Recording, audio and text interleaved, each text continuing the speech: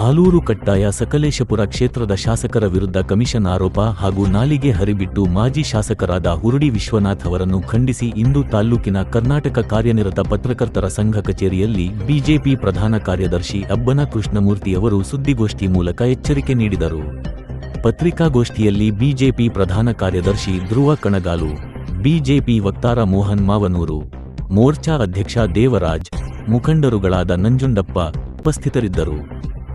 ಅವ್ರೇನಾದ್ರು ಮಾಡಿದ್ರೆ ಅವ್ರು ಹಿರಿಯರಿದ್ದಾರೆ, ಅವ್ರನ್ನ ತಪ್ಪು ಕಳೆದು ಬುದ್ಧಿ ಮಾಡ್ಬೋದು. ಯಾಕಂದ್ರೆ ಅವ್ರಿಗೆ ಒಂದು 70 ವರ್ಷ ಇರ್ಬೋದು, ಇನ್ನು 44 ವರ್ಷ ಕಳೆದು ಮುಂಜಾನೆ ಬುದ್ಧಿ ಮಾಡ್ಬೋದು. ಅವ್ರೇನು ತಪ್ಪು ಮಾಡಿದ್ರೆ, ಯಾಕಂದ್ರೆ ಅವ್ರಿಗೆ ಹಕ್ಕಿದೆ.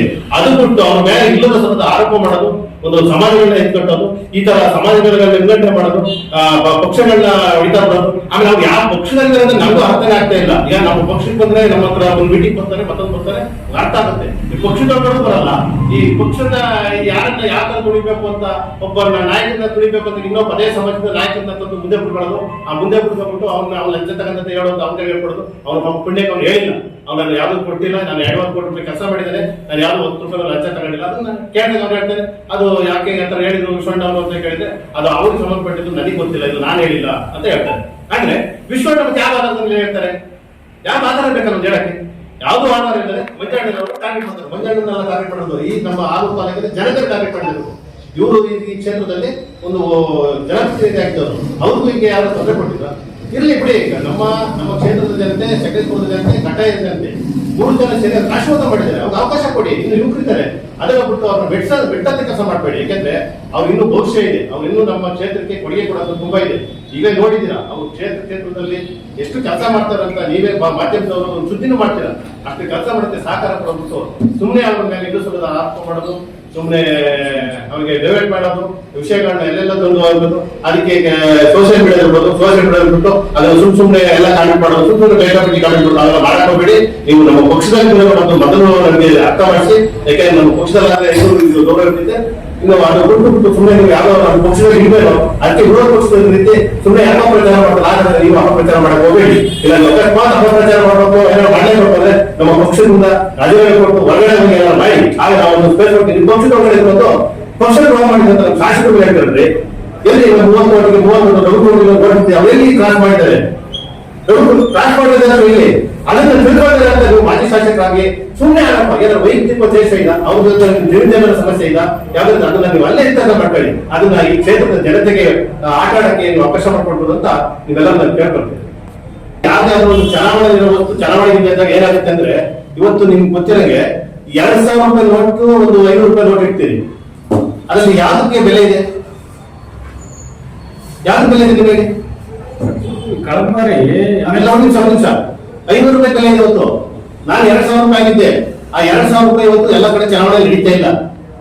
ಆ 2,000 ರೂಪಾಯಿ ಅನ್ಕತ್ತಿದ್ದೆ ನಾನು. ಎಲ್ಲ ಊರೆಲ್ಲ ತಿಂದಿದ್ದೆ, ಎಲ್ಲ ಮಲ್ಲಿದ್ದೆ, ಸಬ್ಬರಮಲ್ಲಿದ್ದೆ, ಮತ್ತೊಬ್ಬರಲ್ಲಿದ್ದೆ.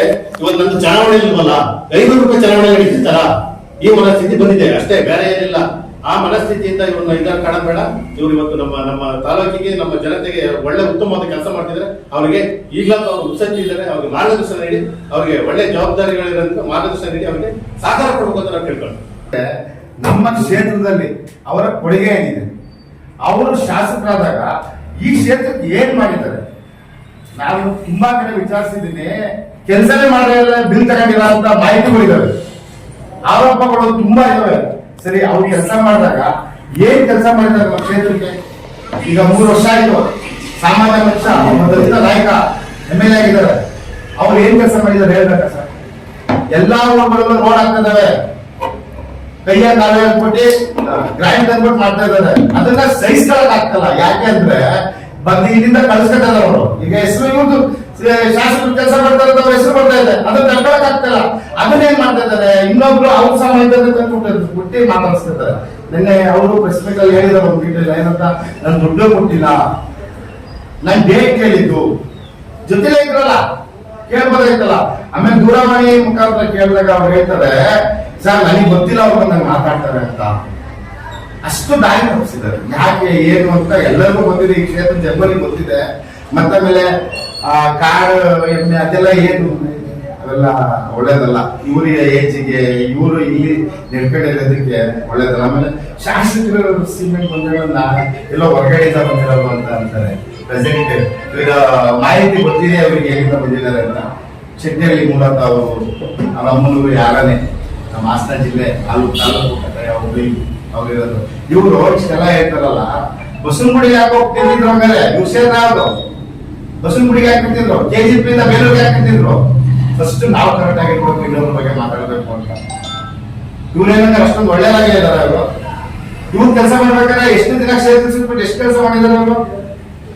ಇವರೇ ಅರಿವು ಮಾಡ್ಕೋಬೇಕು. ನಮ್ನೆಲ್ಲ ಪಾರ್ಟಿಯಿಂದ ಮುಂದೆ ಇವರೇ ತಗೋಬೇಕಾದ್ರೆ ಇವ್ರಿಗೆ ದಾರಿ ತಪ್ಪಿಸ್ತಾ ಇದಾರೆ ಅಂದ್ರೆ ಏನೋ ದೊಡ್ಡ ಮಾಹಿತಿ ಇದೆ ಅವರು. ಈ ಕ್ಷೇತ್ರದ ಬಗ್ಗೆ ತುಂಬಾ ಇದೆ ಅವರಿಗೆ. ಮುಂದೊಂದು ದಿನ ಅವ್ರು ಏನೇ ತಪ್ಪು ಮಾಡೋದು ಸಿಗಾಗಲ್ಲ. ಅದಂತೂ ಸರ್